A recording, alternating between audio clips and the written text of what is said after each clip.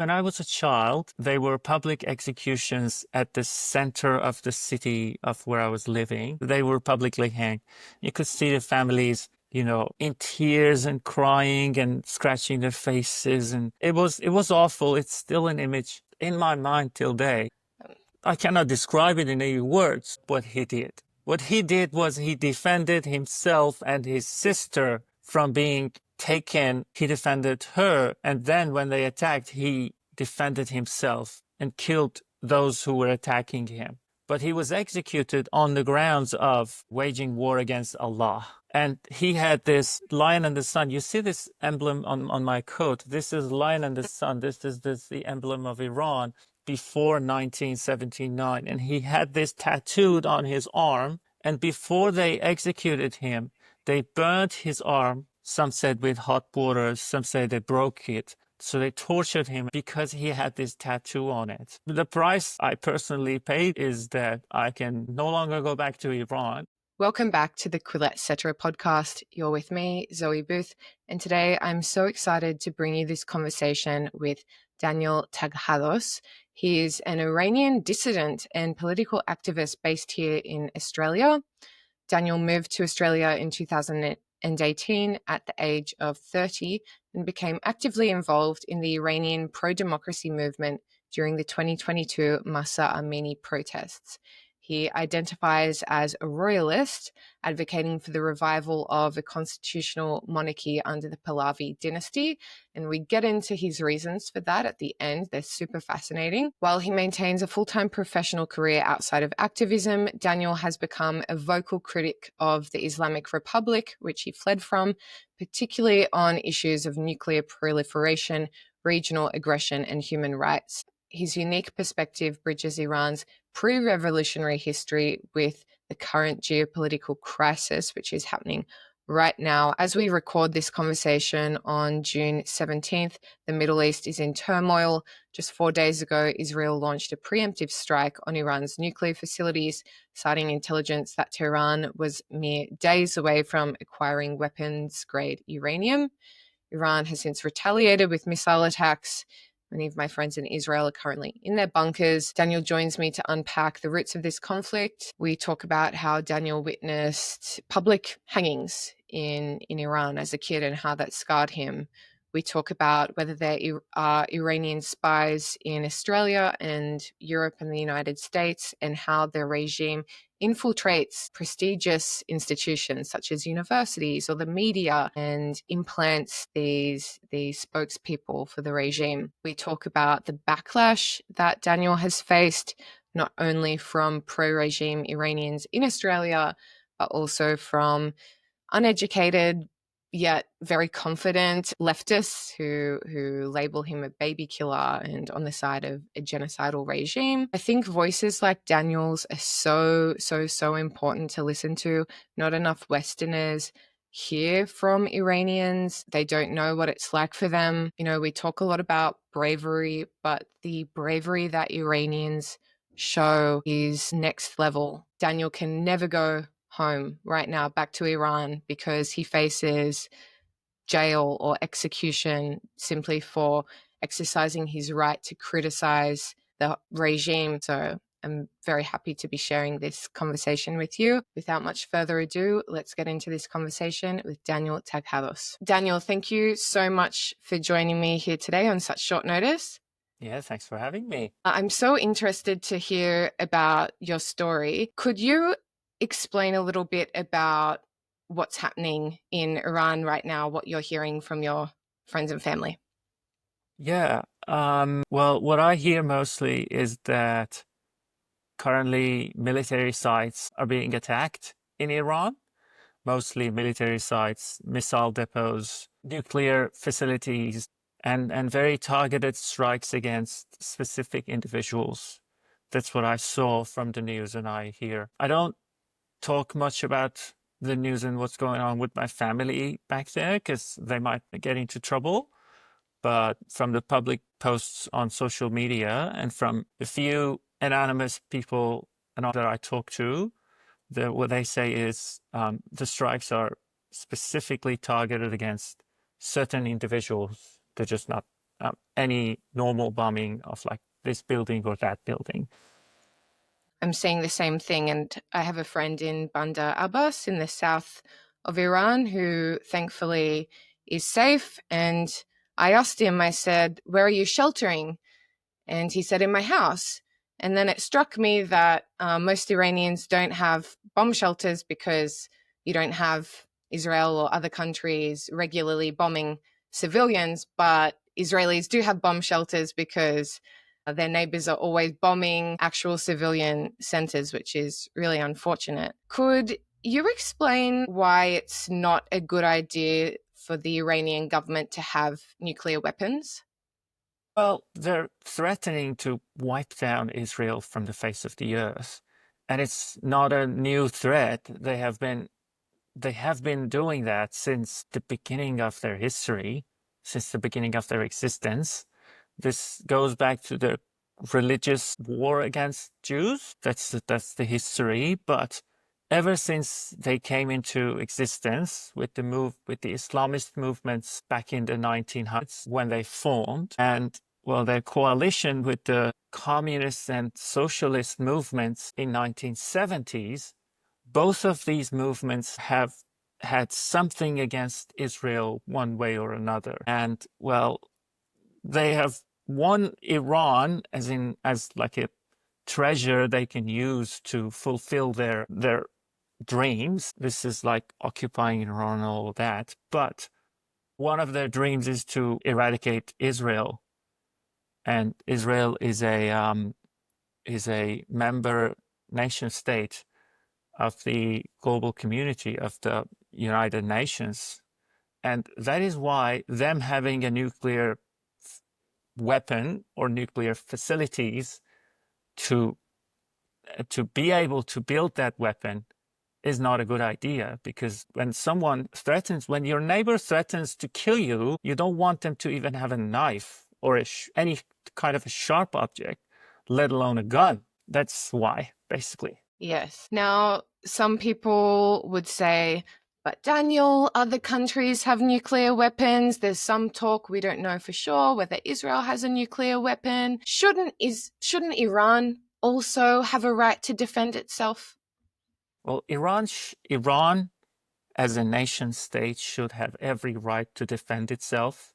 That is why Iranians fought back Iraq when they have been invaded in 1980, in 81 maybe. That is every country's right to defend themselves, but only to defend themselves, not to export terrorism, not to create militia groups around other countries, destabilizing their existence and their economies and all of that. As a patriotic Iranian, I do think that Iran has every right to have a very powerful military to be able to defend itself against all threats. As we have seen in the past 100 years, Iran has been invaded multiple times by different powers or different nations. But that doesn't make a case for threatening to remove an entire country and then to try to make that threat a reality by going after nuclear bombs. We know that Pakistan and India have nuclear bombs, and they're threatening each other all the time. And that is not a situation any country would want to be in. We know that other countries, other powerful countries have nuclear weapons, Russia and the United States. And we hear threats here and there, and it's devastating to hear those threats of nuclear war. But when you see a group that is ruling a country are so in whatever they say, adding nuclear threat to that arsenal will make it even more serious, will worsen the situation by a million times. So what about people who say this is just Iraq again? There were no weapons of mass destruction. The West and Israel has been saying that Iran's building nuclear weapons for 20 years and we've never seen it, so perhaps it doesn't exist. What do you have to say about that?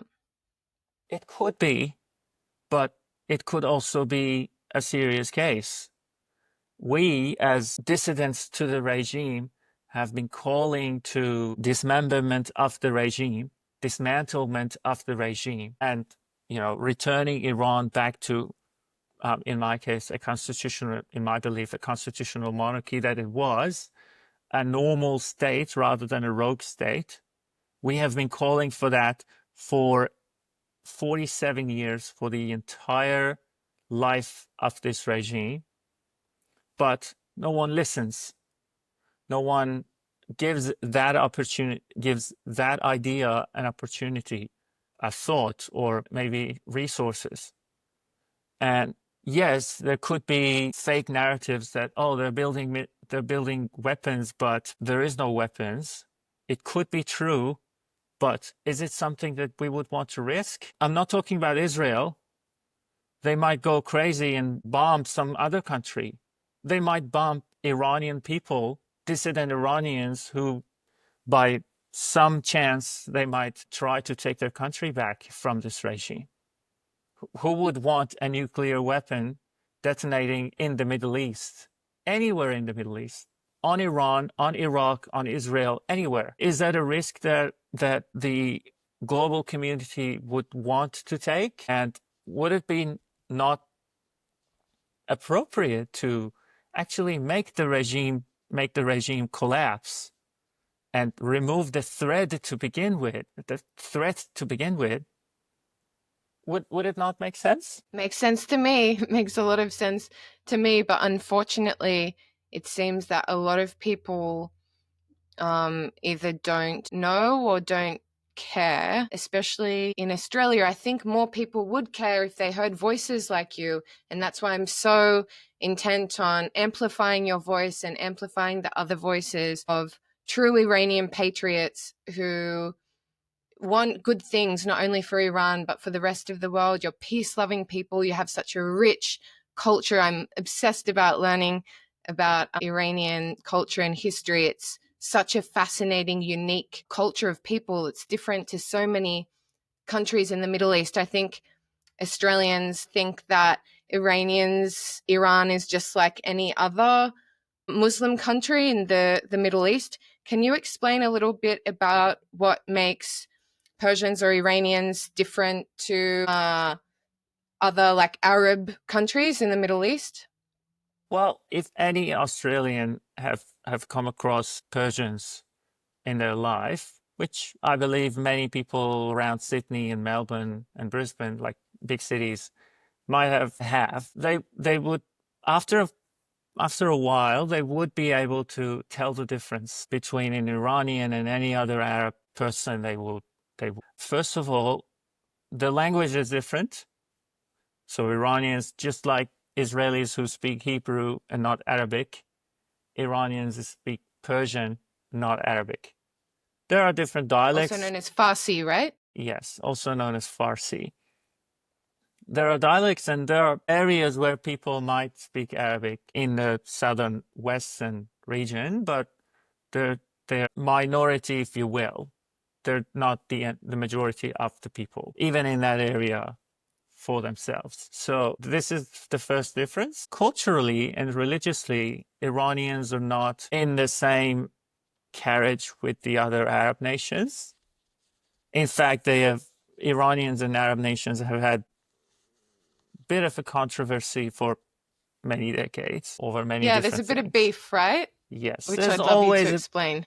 There's always a bit of beef in Middle East even between neighboring cities within any country. You can tell that, I can guarantee. Iranian culture includes dancing, poetry, nice traditions, gathering together traditions and stuff like that. If you have been to any of the ceremonies that Iranians celebrate, like Nowruz, tell how happy and how party-like people they are. They're known for that. It's a lot of brightness and Nowruz on the table, you put an egg and flowers, and I think they symbolize like fertility and life, right? Yeah, yeah, yeah. There's symbols of fertility in life and all of that. This is like we're talking about thousands of years of history of civilization, 3,000 to begin with, and then lost civilizations all the way before that. Claims are up to 10,000. Scientific findings are up to and maybe more than 10,000 years. So we're talking about a continuous civilization in Iran. And that is what makes it different to all the other nations in the region with the discontinuations and other movements, nationalist movements, religious movements, and all of that. So yeah. Can you talk about Zoroastrianism? Yes. Well, it has been the major religion in Iran before 1,500 years ago, where Arabs conquered Iran, and it is still living within the Iranian culture and ceremonies. Nowruz is one of them. Yalda and all the other ceremonies. There are multiple ceremonies throughout the year. I believe there's one every month that they celebrate. Yes. And you can see beliefs of Zoroastrianism built into the fabric of the Iranian culture, of the Iranian society, believing in peace, believing in good thought, the value of thinking in itself comes from the roots of Zoroastrianism. And from what I can see, Parsis, which I believe is another word for Zoroastrians, and Jews have so much in common because they're both persecuted groups in the Middle East, and they also are both groups of people that are sort of they're inconvenient minorities because they're only a small group, but they achieve a lot and they really emphasize education. So the women end up becoming very well educated and things like this. Like my colleague Iona, who works at Quillette, she is Parsi, but from Pakistan. Yeah, so Parsi people were the original Zoroastrians who moved from Iran, fled Iran to India at the time of Islamic conquer. And they are they are part of the original Iranian gene pool or heritage, you might say. And yes, they mirror the Jewish community in that it is usually a closed up community due to restrictions of the time or of the governing body. Say, for example, on Parsis, the king of India at the time told them, you can live here, but you cannot propagate your religion, you cannot advertise, and, well, you cannot also marry Indians in a certain way. Men cannot take women or women cannot take men some way, one way or another. So they have been this very closed up community that they had to keep within themselves. Pretty much like what happened to Jews in Europe prior to the World War I and World War II, during those areas where they were like closed up communities within themselves. And because of teachings of their elders, what they have done is they have learned to value wealth and achievement, as you said, and valuing wealth and achievement and prosperity and merit leads to a successful community, successful high achieving community. Well, the rest you just said. Yeah. The fascinating culture. I was wondering, how openly can you celebrate Nowruz or any other religious holiday or custom that's not Muslim? For example, are there Jews in Iran? We hear that there aren't, but I was actually looking on Google Maps to see if there were any synagogues in Tehran, and I saw that there were some synagogues. And I know many Iranian Jews who had to flee in the East, I believe. But could you tell me what it's like? Yeah, how free are religious minorities to practice their religion in Iran? Religious minorities like Zoroastrians, Jews, Christians, and any other. Hi. Not Bahá'ís, those are different. Oh, no? But these ones are recognized by the ruling regime. And because of that recognition, they are heavily controlled. They are not allowed to propagate or to advertise or to invite people to their religion. The rules of marriage is very limited for them, meaning that they cannot marry, their men cannot marry Muslim women or women that are Muslim born. It doesn't have to be that they're practicing Muslim or anything. It's not a religious thing. It's a governmental thing. You cannot legally marry, a non-Muslim cannot legally marry a Muslim woman. So that is one side. The leaders of those religious groups are very heavily controlled, I would say. There are synagogues in Iran. There are temples and prayer temples in Iran as well, but they are also very heavily limited and guarded. Not everyone is allowed, and it's has become like a double side limitation. Both Zoroastrians don't allow anyone in to avoid any persecution. The regime doesn't allow anyone to become anything other than a Muslim they have been born in. So that is also one side of it. Christians as well. There have been many Christians who, like people who turned Christian, who have been prosecuted, and a number of priests that I know, number of Christian religious leaders that I know, they have been prosecuted, and a few, I think, have been executed as well because of that, because of breaking the law, the Islamic law imposed by the regime. So this is the facing that they create. They say, oh, we have minorities. Christians live in Iran, and Jews and Zoroastrians, but those minorities are not allowed to freely practice the religion the way they want, or the way they are, let's say, in free nations like in Australia. And Baha'is is a whole different case. They actively pursue and prosecute Baha'is. Baha'is are not allowed to... Who are the Baha'is? So Baha'is were these fork of the Islamic beliefs back in 1800, started back in 1800s. It is a fork of the Shiite belief to begin with. And because of that, the Shiites despise them more than anyone else, because they say that these are connected to Jews, to Israel. These are connected to the enemy. These are enemy of the religion. These are enemy of the God. And because of that, they are much more heavily despised by the Shiite clerics.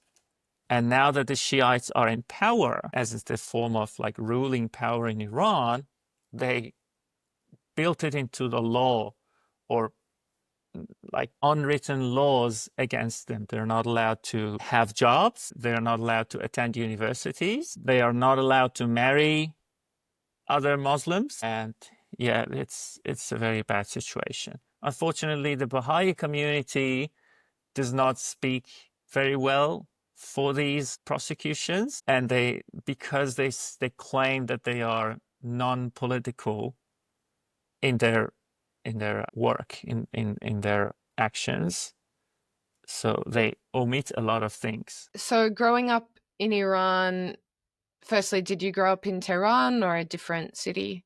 No, I grew up in a smaller city outside of Tehran. I grew up in a southwestern region, which has both Arabs and non-Arabs, Persians, etc. So it was a pretty mixed environment. What were you brought up to believe about Israel and the West? Well, my family didn't have much of stance for or against, but of course the regime has a giant propaganda apparatus involving school education, media, online propaganda, and all of that, and very heavily censored internet as well. So anything you would want to find, you would have to find ways to circumvent the censorship, have a VPN, be very technically or technologically savvy, to be able to do that because it's a very sophisticated censorship tool as well.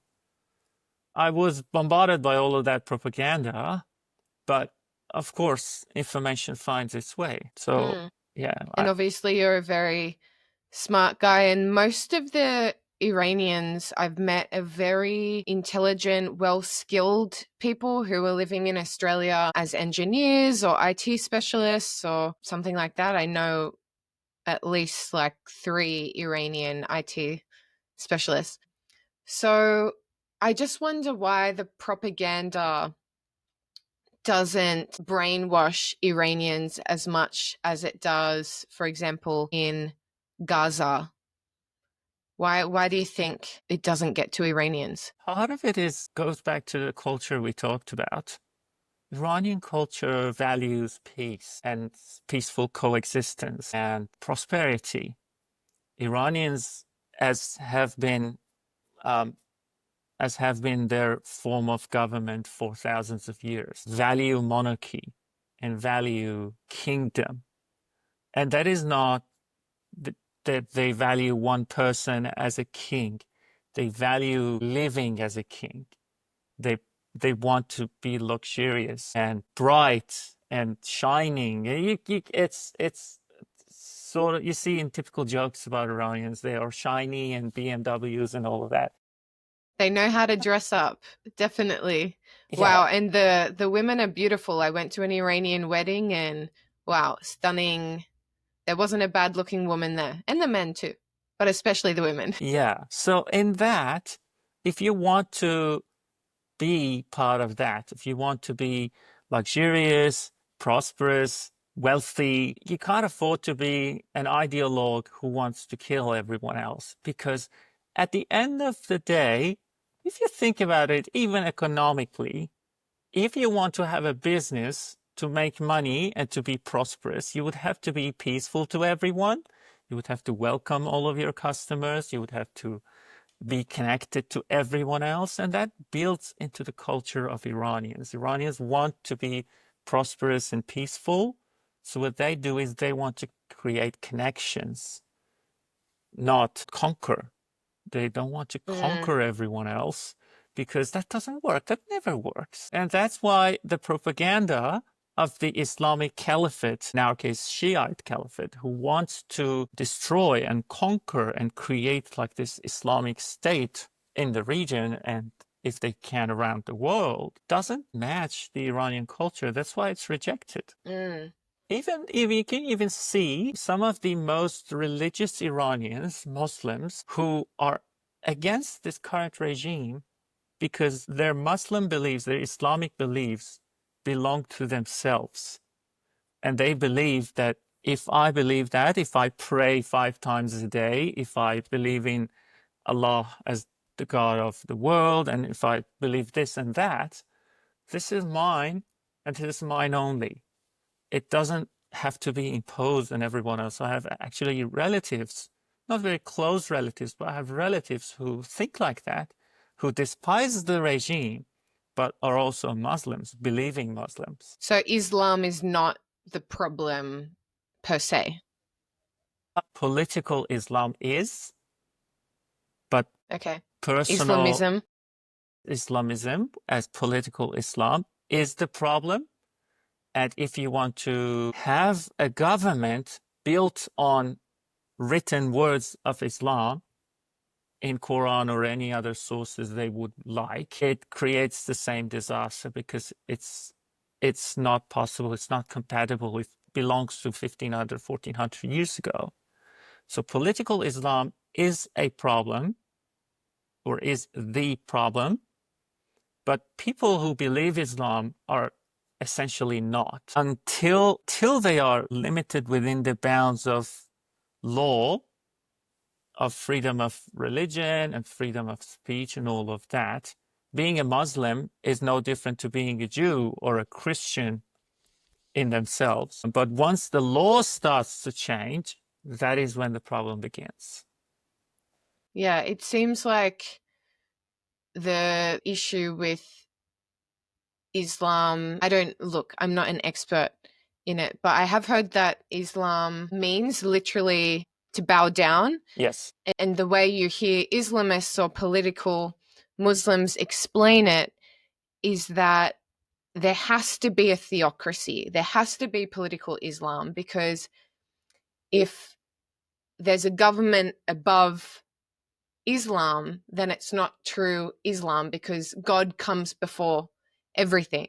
So I guess it's harder in Islam to separate church and state, and Jews who have always lived in the diaspora until Israel, they've always separated church and state because Jews have never been the state until Israel.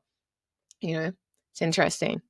Yeah, yeah, that is true. That is true. What Islamic or Islamist belief is all power belongs to Allah, belongs to the God of Islam, Allah. And all power that is not rooted from Islam is illegitimate power. And these are written in Islamic scriptures. If anyone can negate that, can conquer that, conquer what I'm saying, I'm more than happy to hear, but they can't, because I have studied it, I have lived it. So what they believe is the rule and the government belongs to Allah, and any government that is not rooted from Islam, from the Islamic beliefs and heritage, is non-legitimate. And the way they have to face it is through jihad. They have to fight the existing government, non-Islamic governments everywhere, to impose the rule of Allah, the rule of Islam. That is built into scriptures.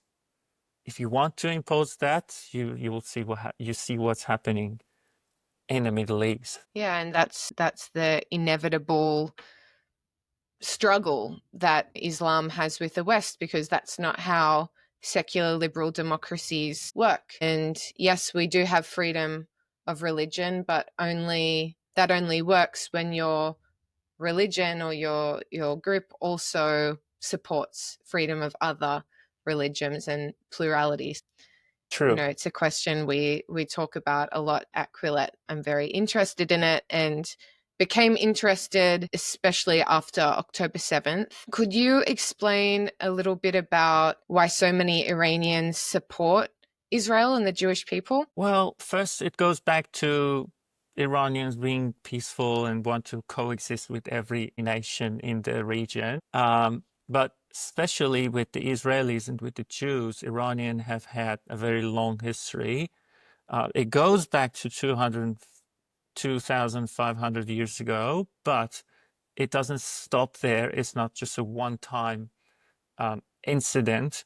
It again happened during World War II, where Jews have been prosecuted, and some of them have been moved to Iran, and there are very openly Jewish communities in Iran who are rooted in World War II Jewish refugees. So you have that. But especially because of the past 47 years of Islamic government ruling Iran and spending Iranian resources on the unimaginable wars that have been happening in the region with the Palestinians and the Lebanese, in the Lebanon with Hezbollah and all of those, in Syria in the past 15 years before Assad went down. Iranians have slowly grew a sense of despise against anything that is built towards that ideal of Palestine, or the idea of Palestine. What they call it is the promise of Palestine, or something like that.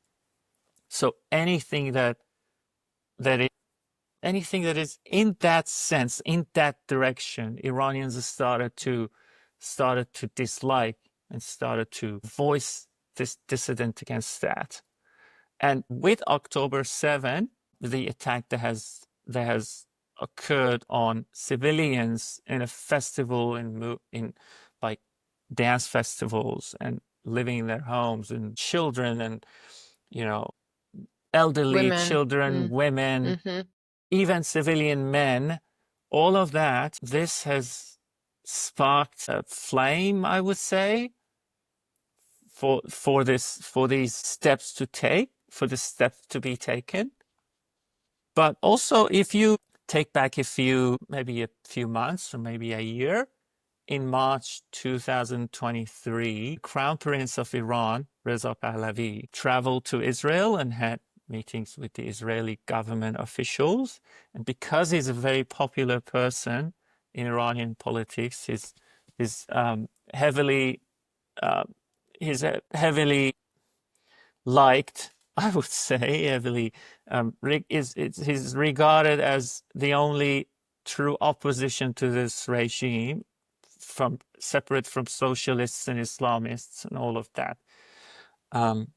Because of that created a political shift towards Israel as well, like in favor of Israeli government and Israeli people. And when the October 7 happened, Iranians have followed the lead of Crown Prince and then started, taking action, standing with Israeli people, attending their rallies, speaking up against the regime and against the perpetrators of the October 7.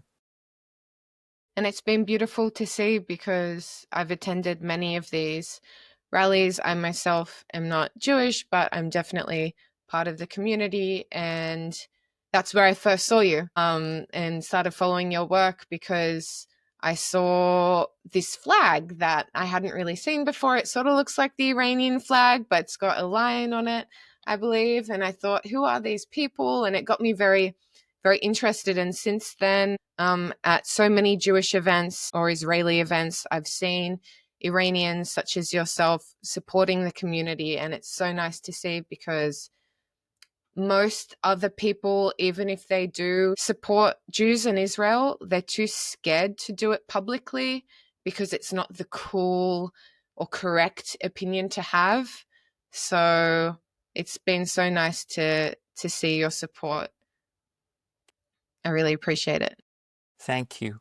For many of the Iranians, the case is also, if they speak publicly against what happened in October 7 or for Israel, if they put anything on their social media, they will face, or they face prosecution of themselves and of their families and all of that. So they tend to go quiet. But I have a lot of friends within my circle of personal friends and family friends and all of that, whom I know support Israel and support their right to defend themselves against terrorists and all of that, but they don't have the luxury or haven't made the choice to abandon everything and start voicing their voice that. The price I personally pay for it is that I can no longer go back to Iran because I'm immediately prosecuted and put in jail, maybe even executed, I don't know.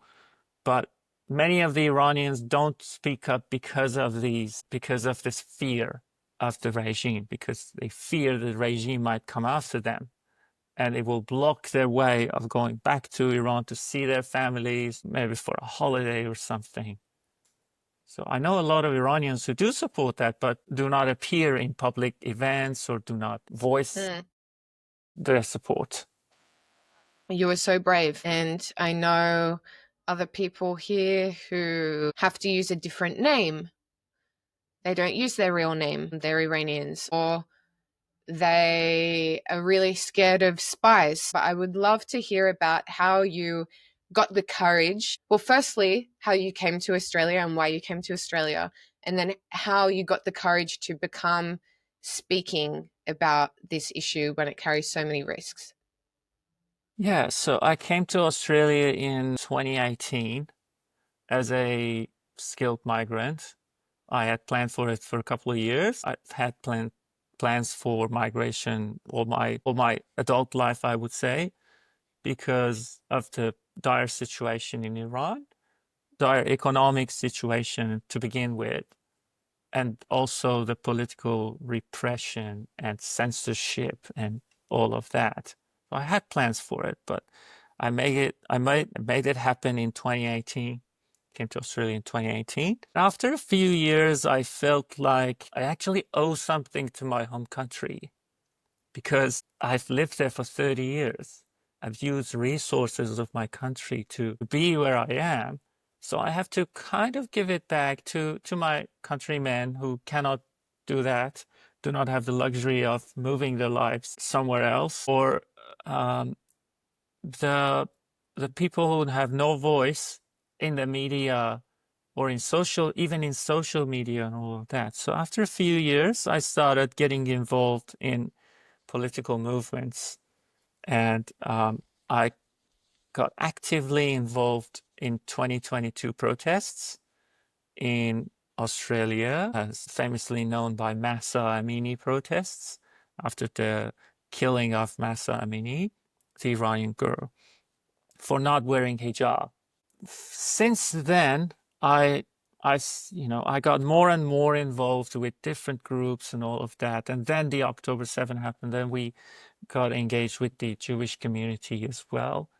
Many of them didn't know that Iranians could be their friends, as in the first appearance we made was in early November 2023. That was back in the city, one of the first big gathering of the supporters of the hostages family in the Sydney city, and we were only a handful of Iranians there, holding flags of Iran and holding posters and all of that. So yeah, that I believe is my duty and my debt to my country and my countrymen, in hope that we can make a difference, make a change in the global landscape or global view of Iran against what the mainstream media say, that Iranians support this regime, they have voted this many percent, and they are all with the regime, and they show this rallies in Iran, obviously supported and orchestrated by the regime, that people chant death to Israel, death to America, death to this, death to that. So we felt that we have to make the voice of real Iranian people who don't want all of that death to be heard one way or another by however power we have. So here we are. Have you faced much pushback, perhaps from the pro-Palestinian crowd, from the Islamist crowd, from the far left, from pro-regime Iranians in Australia, if there are many? Yeah, of course. Of course. The first pushbacks I have faced was from reformist Iranians within that 2022 movements who opposed that same flag that you talked about. They said, you cannot wave this flag. This is not allowed on stage. You cannot chant with that flag in your hand. If you want to come on a stage. In Australia, it's a free country. Yes. Yeah, they say that, but there are rules and laws around that. So when they own the stage, they can not allow anyone they want on the stage. And if you insist, they can use the police force to remove you from the scene, because breach of peace is a code that they use. So there is that. It is a free country, but you're not free in voicing your opinion wherever you want. You have to obey the rules and play by the rules. So this is the first pushback that I felt.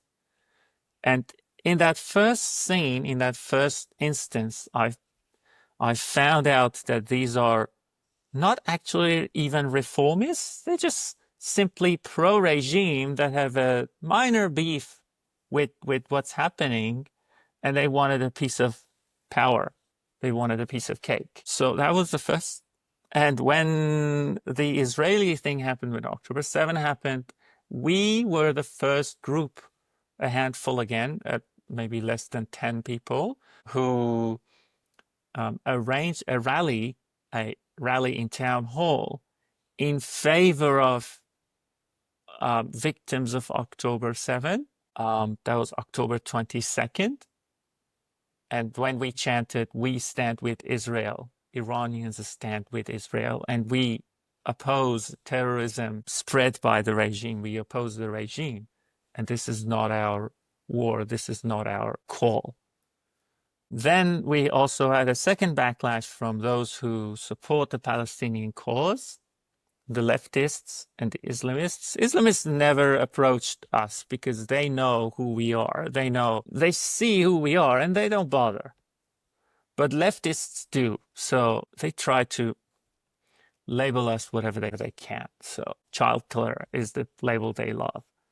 So yeah, do you support child killers? It's the very famous label they use.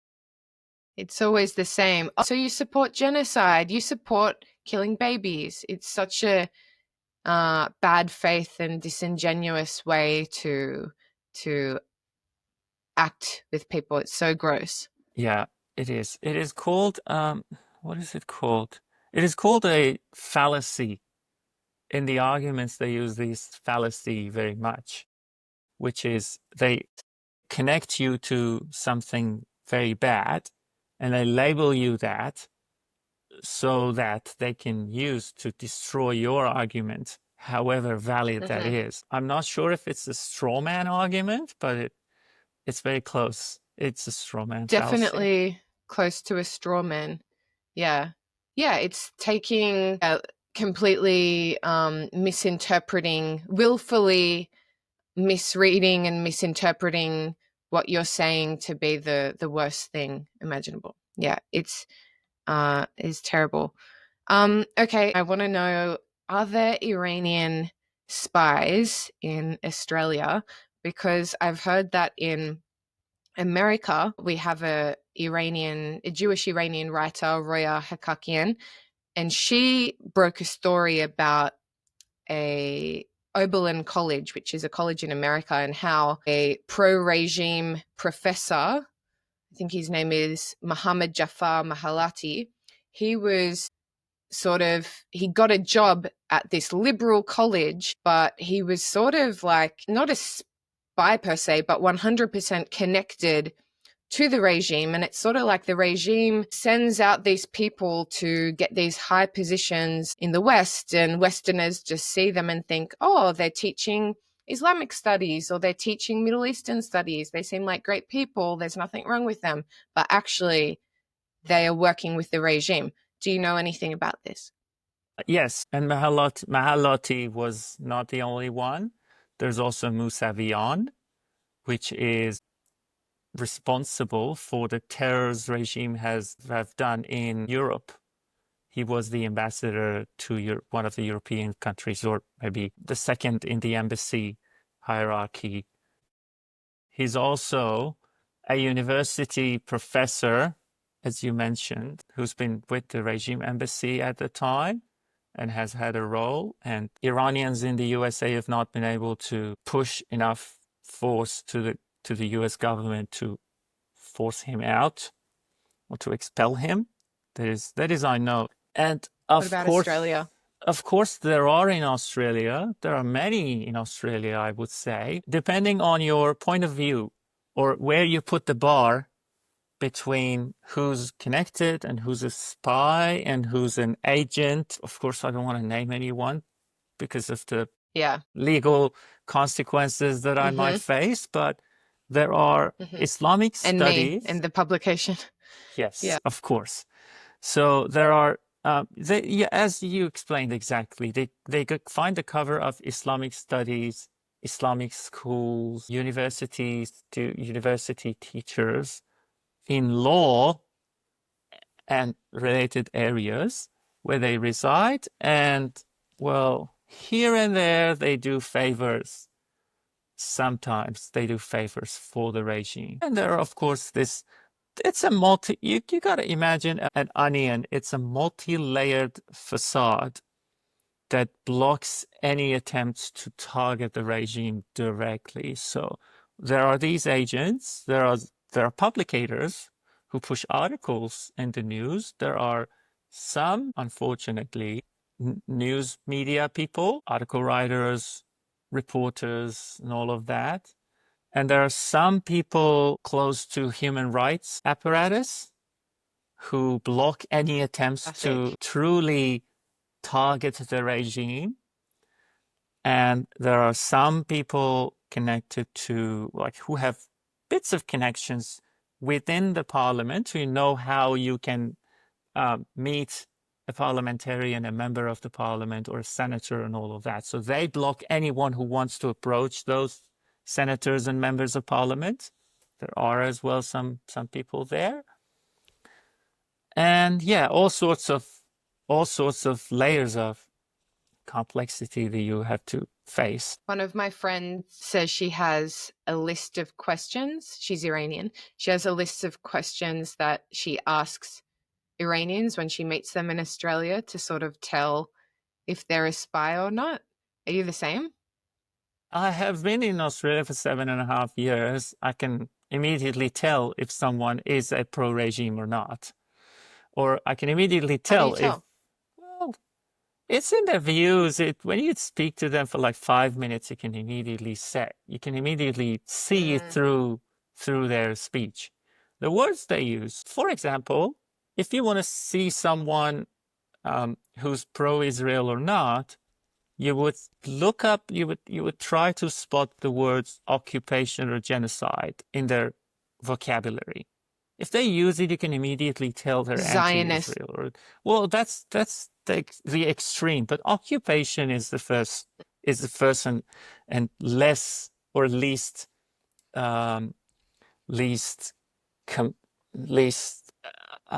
obvious one. So if you want to say if they're anti-Israel or not, you would look up occupation or genocide in their vocabulary when they speak to you.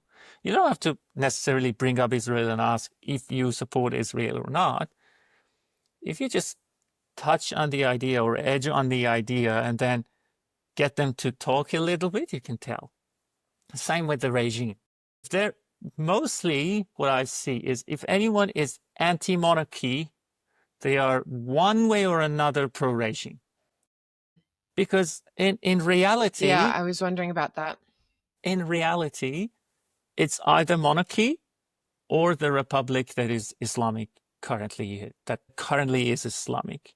So if you're an anti-monarchy, you're automatically in the same group that support the republic that has become from a meant to be socialist republic into an Islamic republic. So you're in that same group. Right. So are you saying that during the revolution, people didn't exactly know what they were getting into? They thought they were just getting socialists, but they actually got Islamists? No, people, as in the majority of people, were silent.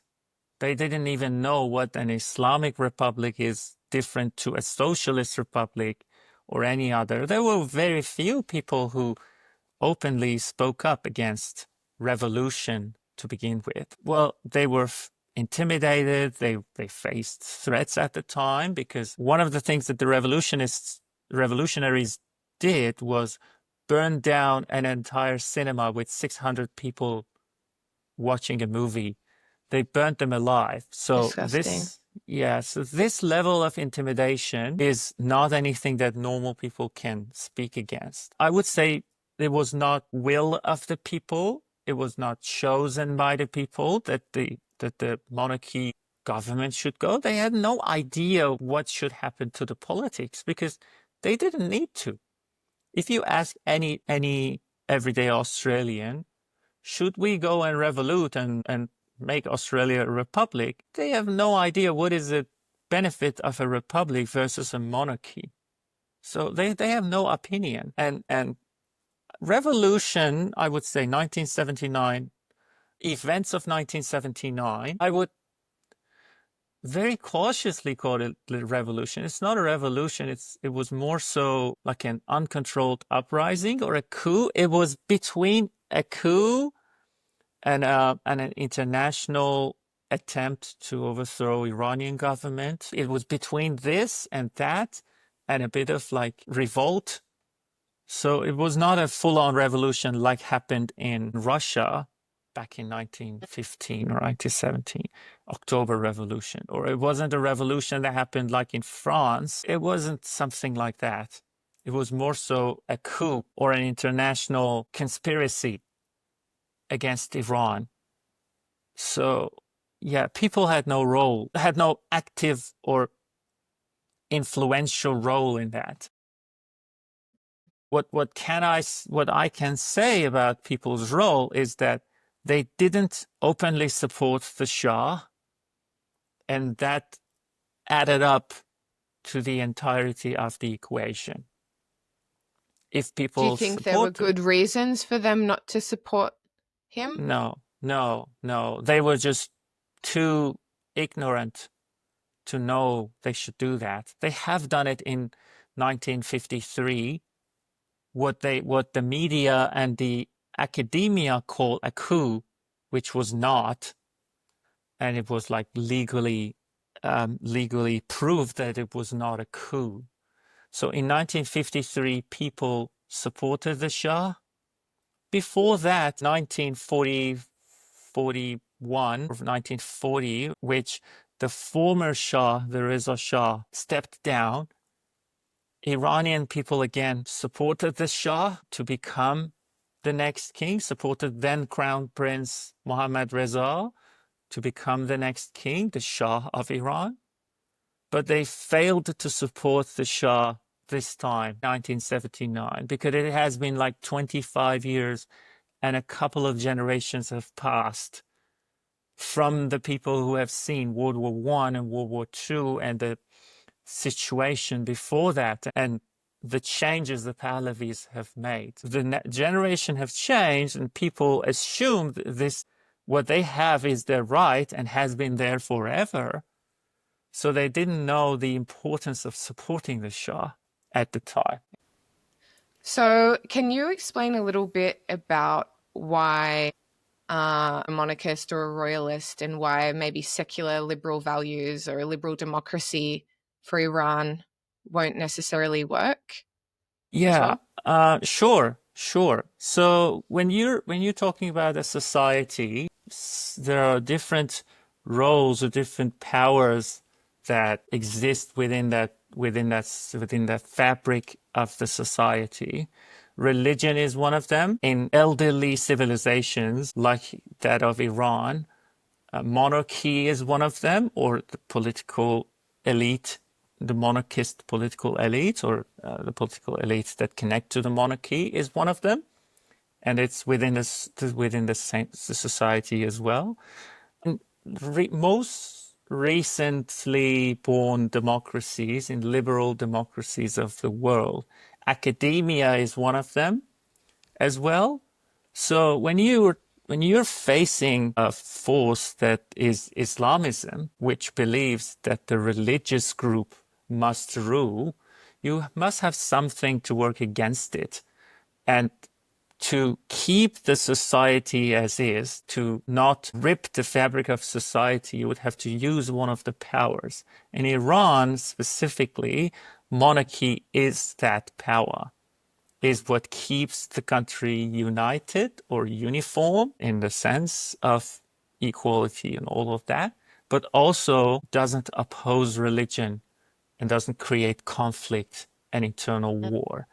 Unfortunately, in liberal democracies, there is a missing piece that does not have the power to face Islamism in the way that it works. So what happens is you see in many different Western countries, liberal democracies, Islamism is on the growth. You see groups, underground groups, openly Islamist groups. You see preachers, you see schools, Islamic schools and all of that. And they grow and grow and grow until they have the power, have the numbers to rule within the democracy. And because it's a democracy, it's a rule of the majority, limited by law, but very, very limited by law. It's not entirely limited by law. And when it's a rule of majority, and if the majority become Islamists, you're bound to fall. You lose power to them, and it grows and goes on and on and on, and until there is no room left, and one has to go. And this is actually a threat to the values, the liberal values that I see in the West. I can see it in Europe, I can see it in Australia, I can see it in Canada, I can see it in the United States to an extent, although the laws of free speech actually protect it very well. But those laws also can change. You're scaring me, Daniel. It's all very scary. But I agree. And I think that, to Westerners, we hear that you're a monarchist or a royalist, and we think, what? That's so like last century. Why would you be like that? There are better options. There's secular democracy, blah, blah, blah. But it simply doesn't have the power to counteract Islamism, as you said. And maybe it's even more of a reason to not become a republic in Australia. Maybe our ties to the British monarchy will serve us some good in the end. Yeah, well, they already have served us well, I think. I would say legal experts can talk much better about this, but the powers of a monarch will counter any swings, any radical swings towards one side or another. There is a role of a monarch in any society that has a monarchy. In Iran as well, Iran is not an exception to this. So that is the reason that we are a royalist or a monarchist. We want that stabilizing power back to get back from this radicalism that has driven our country to war and to chaos and to poverty and all of that. And I specifically don't want that to happen to Australia as well, because there are rules and laws that prevent the swing to an extreme direction. The Governor General, for example, which is appointed by the King of King of Britain or Great Britain, it has the power to dismantle the government. Or they have some power, I would say. I've read the Constitution only a bit. But yeah, this is the stabilizing power. This is what sits in the center. In America, it's the Supreme Court, but that's also swingy in Supreme Court. In monarchies, in Australia, for example, which is a monarchy, or in Iran, which we hope would be a monarchy, in Japan, in many other prosperous monarchy countries, this is the stabilizing force. And in Middle East, you can tell the numbers. The numbers don't lie. All the monarchies in Middle East are peaceful, relatively prosperous and forward-moving countries, and all the republics are a giant mess. So the monarchies are UAE, Qatar, Kuwait, Saudi, Oman, Jordan, and these are the monarchies that I know. Yeah, they're the places where you can actually go as a tourist, for example. Yeah. And that's one more point I wanted to make, is that inshallah, I will go to Iran one day. I would love that. Hopefully. And hopefully Iranians like yourself can go back there one day, and I would to a better Iran, a safer Iran. And Iran has so many fascinating archaeological spots I want to see. I've read so much about, but it's just impossible, unfeasible that I would go there, especially as like a young woman who's very opinionated and puts her political opinions online. So hopefully one day. Yeah, I hope that happens. One of the things that really radicalized me about the regime in Iran was, I think it was during COVID, I saw news that the regime had executed these like world champion wrestlers. And just to see these beautiful young men at the peak of their lives executed, I think they were publicly hanged. And I saw images of it. And since then I've seen multiple images of beautiful young people, only men, being hanged publicly. It's so barbaric. And I think not enough people in the West actually see these images. People don't see it on TV. They see images of Palestinians being bombed, but they don't see images of like Iranians being executed. Are these public executions still happening? And do you see them in your everyday life in Iran? Yes, yes. It used to be, when I was a child, they were public executions at the center of the city of where I was living. And it was a very populated area right in front of my dad's workplace. And it was awful. You could see someone who has committed a crime, maybe a murder or like was a drug dealer or something, small-time drug dealer, street drug dealer and stuff like that. They were publicly hanged. You could see the families, in tears and crying and scratching their faces. And it was awful. It's still an image in my mind till day. And yes, the public hangings and hangings in general, executions are happening until today. And just very recently, 2 days ago, or maybe a day ago, they executed a young man with the being, what's it called? Being who allegedly was an Israeli spy, or they alleged that he's a Jewish spy. There was that. So 2 days ago only, or a day ago, they executed a man. They prosecuted a disabled man, a man who could not walk, was on a wheelchair. The allegations are, again, spying for the Israelis, for the Israeli government. There has been 500 executions in the past year only. 500 people who have been executed. Disgusting. Yeah. Do they execute women as well, or just men? Yes, they do execute women. In specific circumstances, they do. The crimes, the more criminal charges are, most of them are against men, but they sometimes do execute women as well. If you want to look up one person's name, her name was Rayhaneh Jabbari. She was executed because she defended herself from being raped by an intelligence officer of the regime.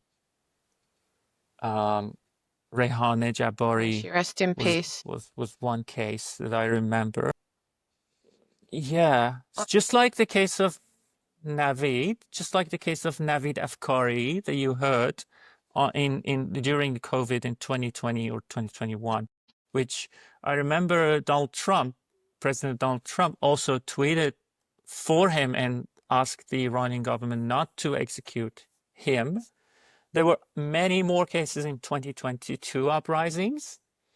Namely, there are three and two others and one other and another. These are famously known names. Majid Reza Rahnavard was one. Mohsen Shikari, we held up his image, his picture in town hall protests as well. Mohsen Shikari was one. His crime was setting fire to a garbage can. He was executed by the charge of waging war against Allah. That was the Islamic prosecution. Recently, this week, I tweeted and I also put on LinkedIn some really moving images of Majid Kavusifar and his nephew Hussein, who were publicly hung in 2007. And I might show the images. I don't know, YouTube won't like it, or I can link to them. But they struck me and struck so many people because the guys are bravely smiling in them. They've got the nooses around their necks and they're waving at the crowd, and they're really good-looking young men, and they're about to be executed. It's just crazy photos. But people in the comments said, yeah, but what crime did they do? They murdered someone. And yes, if you Google it, it says that they did murder a judge named Moghadassi, who had, I think, he was part of the regime, and he sentenced a lot of people to death. But I was also, which, you know, I didn't support Luigi Mangione, for example, killing someone. I don't think you should support vigilante justice. But at the same time, it made me think, how do we even know that these guys actually did do the crimes that they do? It seems like the regime is pretty corrupt. And if the regime says Daniel killed someone, then it's just what they say, right? Is there any evidence that, like, these people did what they did? Yeah, that's exactly the case for Naveed Afkari as well.